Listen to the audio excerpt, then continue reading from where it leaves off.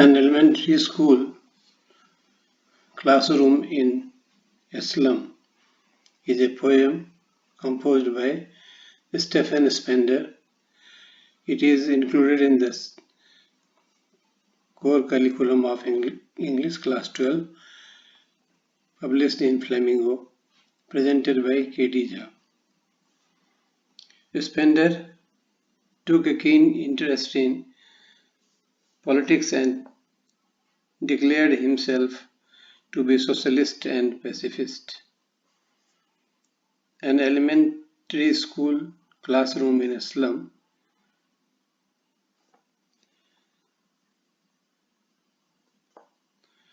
is concentrated on themes of social injustice and class inequalities. He has described very nicely the pathetic and miserable condition of the slum children who are packed in an elementary school as captive.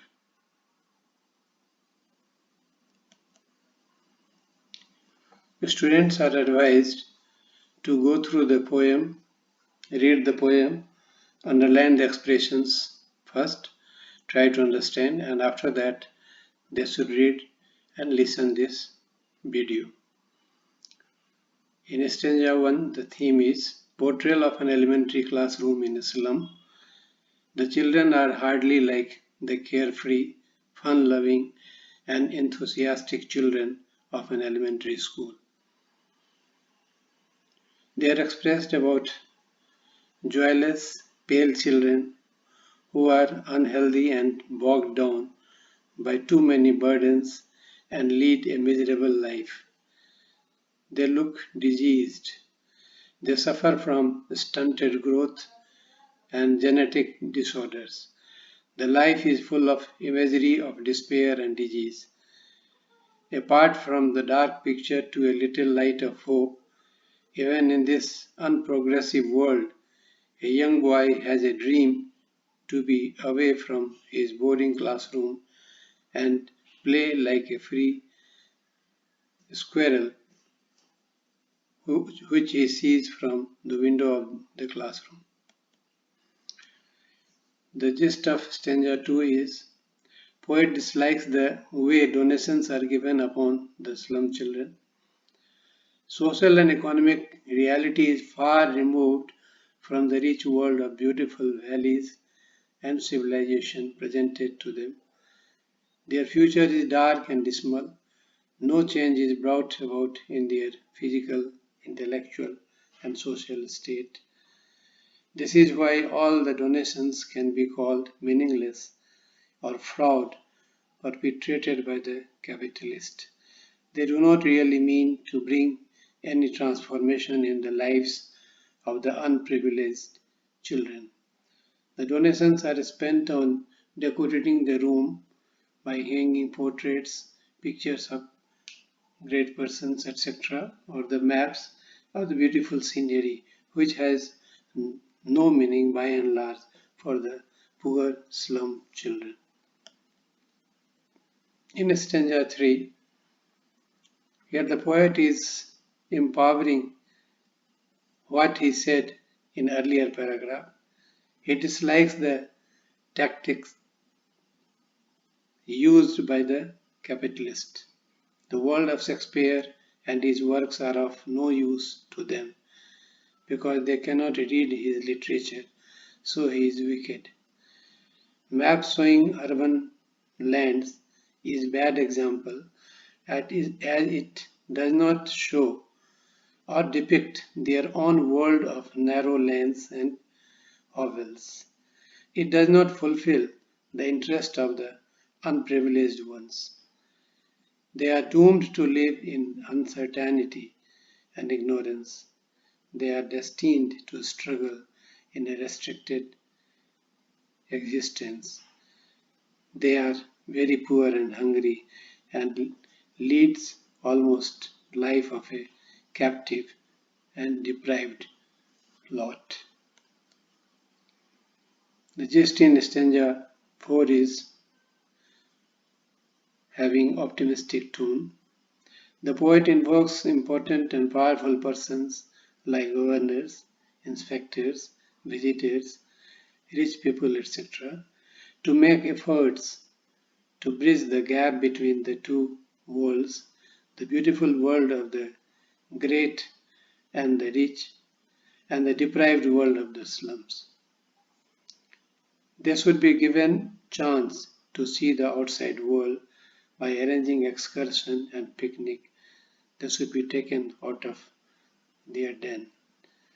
The poet wants the planners to pave the way for the development of slum children so that they also get knowledge and power.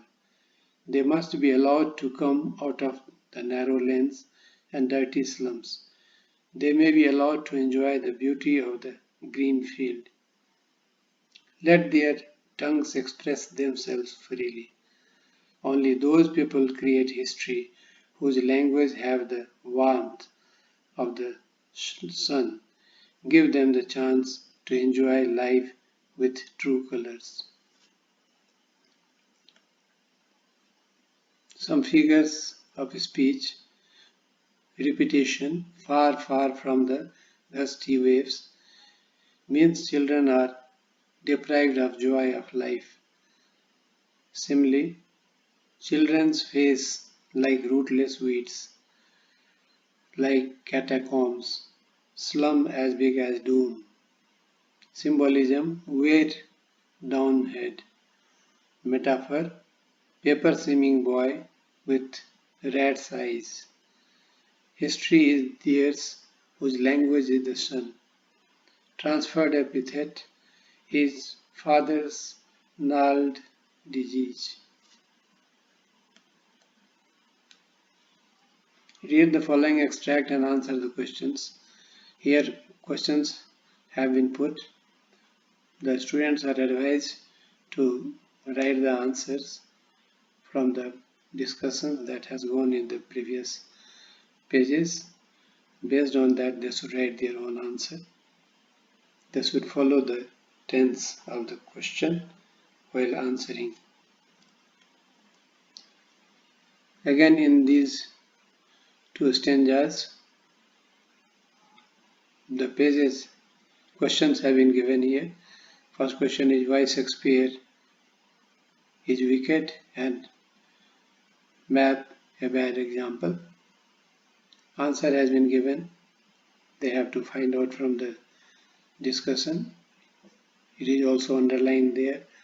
Many places the colors have been changed to enable the student to retain the lesson for longer period.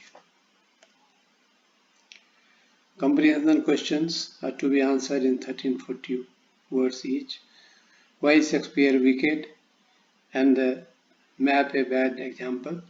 Here in this question there are two parts, so it should be answered in two different paragraphs or two different points. It will be Shakespeare is wicked because students are not able to read his literature and work, so mere collection of the book or the picture is not useful. In the same way, second point will be map a bad example. Answers are given over there. Please subscribe my channel and like it so that you may be given the further videos. You may also visit my website, which is written on every page in the down. Thank you.